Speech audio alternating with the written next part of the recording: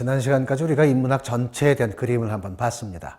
인문학을 어떻게 볼 건지, 인문학은 과연 어떤 건지, 우리는 어떤 태도를 가지고 인문학을 대해야 되는지, 궁극적인 것은 우리가 어떻게 살아야 될지, 이 문제였습니다. 이제 본격적으로 각각의 분야에서 이런 문제를 어떤 방식으로 봐야 될까? 그 첫 번째 주제, 철학입니다. 어떠세요? 철학하면 여러분들 친근하세요?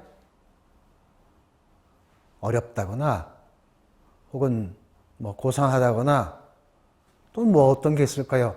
철학의 나라에 온갖 철학은 많잖아요. 철학에 대한 다양한 생각이 있어요. 공통적인 건 뭐냐면 어렵다. 그게 내 인생과 무슨 상관이 있느냐? 이런 경우가 많습니다. 또 철학은 배워도 끝이 없어요. 도대체 누구 철학을 배워야 될 거며? 자, 짧은 시간에 이걸 전체를 다루기가 쉽지는 않겠지만 한번 확 바꿔보죠. 우리가 지금까지 철학을 대하거나 배운 태도가 어땠냐면, 예를 들어서 내가 어떤 A라고 하는 철학자의 사상을 배웠어요. 그러면 거의 모든 문제를 그 사람의 시선에서 바라봅니다. 그게 철학적 태도일까요? 저는 그렇지 않다고 봅니다. 철학적 태도의 시작은 내가 질문하는 겁니다. 만약에 내가 어떤 질문을 해요. 삶에 대해서 궁금해요. 자, 어떻게 아는 거야? 질문을 했어요. 그걸 이제 우리가 흔히 인식론이라고 만약에 한다면 어떤 식이냐면 나는 플라톤의 인식론을 배우고 아리스토텔레스의 뭐 누구 이렇게 인식론을 배워요. 그 중에 마음에 드는 사람 하나를 골라요. 그걸 따라가요. 저는 반대라고 생각해요. 내가 뭔 질문을 하고 여러 철학자들한테 대답을 하라고 요구를 하세요. 그 대답을 들어보고 내 마음에 드는지 내 질문과 호응하는지를 먼저 따져보셔야 돼요. 내가 빠지니까 저 사람 하는 말에 빨려 들어가요. 저는 그거 철학적 태도 아니라고 생각합니다. 지식은 돼요. 그런데 내 삶은 아니에요. 또 이런 경우도 있을 수 있어요. 내가 만약에 라깡이라는 사람을 좋아해요.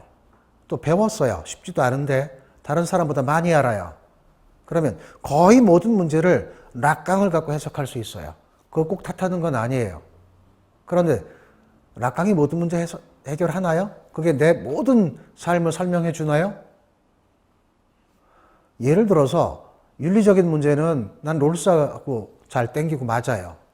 인식에 관련된 문제는 뭐 아리스토텔레스가 맞아요.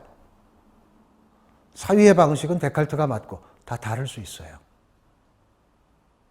내가 질문을 하지 않으니까 저 사람 얘기 들으면 저 사람 말이 맞아요. 또 쉽게 우리가 배울 수 있는 것도 아니잖아요. 그 자꾸 빨려 들어가는 거예요. 그리고 걸핏하면 누가 말하기를 나는요. 이게 좀 철학이 전도된 방식이라고 봐요. 우리는 항상 답정너, 즉 답은 정해져 있고 넌 대답만 해. 이런 교육 방식에 익숙해요. 철학은 그걸 정반대로 뒤집는 겁니다. 그런데 철학에서도 답정너예요. 우리가 철학 왜 지겹게 생각했어요? 고등학교 다닐 때 철학의 한 챕터가 나와요. 온갖 사람들이 다 나와서 이 말 저 말 하는데 그거 외우기 바빠요.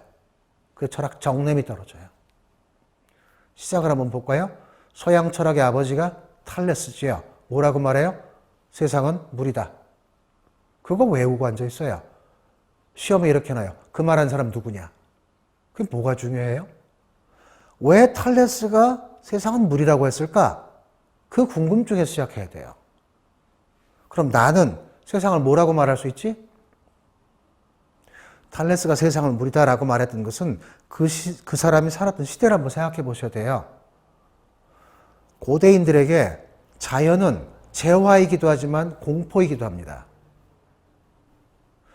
가만히 관찰했더니 변해요. 근데 변하지 않는 게 있어요. 변하지 않는 게 본질이고 변하는 게 현상이에요. 본질과 현상의 괴리를 채워서 그걸 내가 주인이 돼서 파악하고 통제할 수 있는 것, 그게 철학이에요. 그런데 우리는 탈레스가 무슨 말을 했다, 이것만 기억하는 거예요. 탈레스가 세상을 물이다라고 말했던 이유가 뭘까요? 다 변해요. 계절도 바뀌고 다 변하는데 본질은 일정하게 유지가 되지요. 우리가 흔히 밀레토스 학파 이렇게 말을 하는데 엄밀히 말하면 학파는 아니에요. 학파가 되려면 맨 처음에 교조가 있어야 되고 교설이 있어야 되고 제자가 있어야 되고 학설이 형성되는 거예요. 그런데 물활론이라고 하는 말도 이런 거예요. 무슨 뜻인지도 몰라요. 세상은 물이다. 어떤 사람 불이다. 뭐다. 그게 물활론이래요. 이건 뭐냐면요. 학문적인 체계가 아직 형성되지 않은 상태에서 혹은 지식체계가 형성되지 않은 상태에서 어떤 사물을 통해서 현상을, 본질을 설명하려고 하다 보니까 찾아내지는 거예요.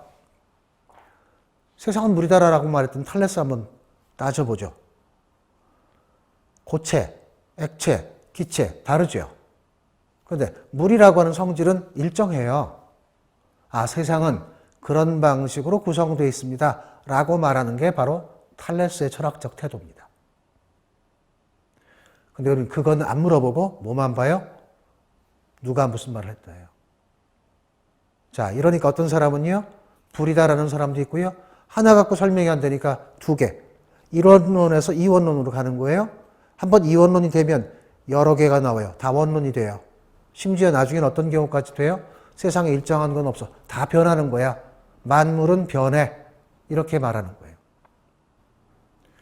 그 시대적인 상황, 조건 이런 것들을 따져보고 물어봐야 되는 거죠. 자, 이번 근대로 한번 넘어와 볼까요? 데칼트. 데칼트의 책은 안 봤어도 데칼트 사상의 대표적인 핵심은 알아요. 그걸 압축하는 말이 뭐죠? 나는 생각한다.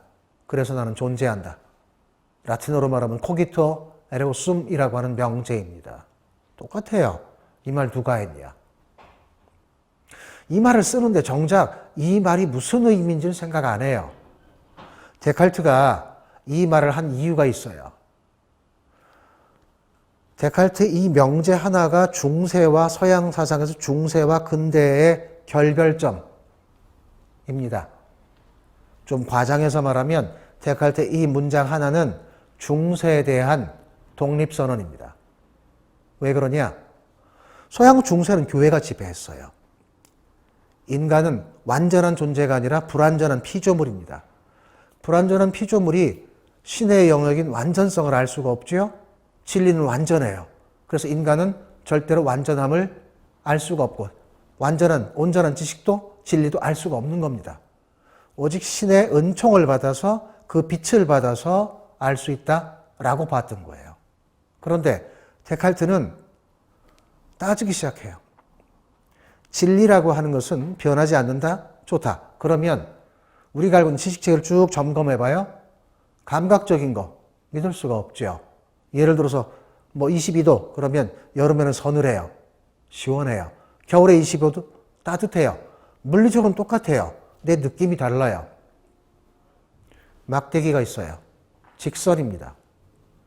이거를 투명한 유리컵에 딱 집어넣으면 굴절이 휘죠? 감각의 착각입니다. 이거는 믿을 수가 없죠. 변하니까. 일정하지 않죠. 버렸어요. 거기까지는 쉬워요. 데칼트는 뛰어난 수학자이기도 했습니다. 선형대수학을 창시한 사람이기도 해요. 자, 그러면 가장 완벽한 지식체계 모델이 뭘까요? 유클리드 기하학이에요. 플라톤도 아카데미아에 뭐라고 써놨냐면 기하학 모르는 사람 여기 오지 마라 그랬어요. 그러니까 지식의 모델이 수학입니다. 삼각형의 내각의 합이 겨울철에는 179도고 여름철에는 191도 이렇게 안 되잖아요. 똑같아요. 어떤 상황이든지. 그런데 데칼트는 질문을 해요. 유클리드 기하학에 나오는 모든 공리와 공주는 다 맞아요. 그런데 대담한 가설을 던집니다. 이 공리와 공주는 다 맞는데 만약에 유클리드 기하학이라고 하는 전체 체계를 혹시 악마가 만들었다면 전체는 거짓일 수도 있죠. 이건 대담한 질문이에요. 그래서 일단 유보해 둡니다. 남는 게 없잖아요, 그러면. 어떤 확실한 지식체계가 없어요. 곰곰이 따지기 시작하는데 어떤 게 보이느냐면 그렇게 하고 있는 내 모습이 보여요. 내가 뭐 하고 있어요? 의심하고 있는 거예요. 의심이 뭡니까? 누가 의심합니까? 내가. 근데 내가 의심하고 있다는 사실은 분명하죠. 이건 부인될 수 없는 사실입니다. 명백한. 이걸 내가 신의 은총을 받아서 깨달았나요? 아니잖아요. 그럼 보세요. 가장 확실한 것 하나 확보했죠. 신의 은총을 받지 않고도. 그게 코기토 명조. 즉 나는 생각한다. 즉 정확하게는 난 지금 의심하고 있다. 그리고 나는 존재한다. 이 두 개가 연결되는 거예요. 그런데 우리는 데카르트가 그런 질문을 했고 그 질문으로부터 시작해서 신이 지배하고 어떤 신적 사유가 지배하던 중세에서 독립하고 있는 이건 생각하지 않는 거예요. 자, 또 한 가지 생각해 보시요. 예전에 혹시 철학개론 배우신 분들 계실지 모르는데 대학에서 철학사를 하면 고대부터 쭉 시작해서 칸트쯤 오면 쭉 설명하다가 더 못 나가요. 학기가 대충 끝나요. 그때쯤 되면. 그러면 뭐 종강 핑계에서 대충 마무리 짓거든요. 꼭 그런 건 아니지만 이 이유 중에 하나가요.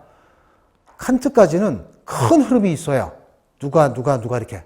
그러다 칸트 이후에 가면 막 갈라져요. 자, 지금 우리는 어때요? 수백 명의 철학자가, 현대 철학자가 앞에 있어요. 그거 어떻게 다 알아요? 자, 여기서 다르게 해봐야 돼요.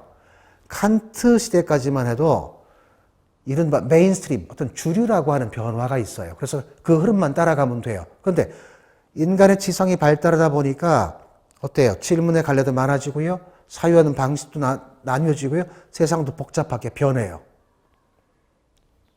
어떻게 이전과 같은 방식으로 단일한 사유체계가 만들어지겠어요?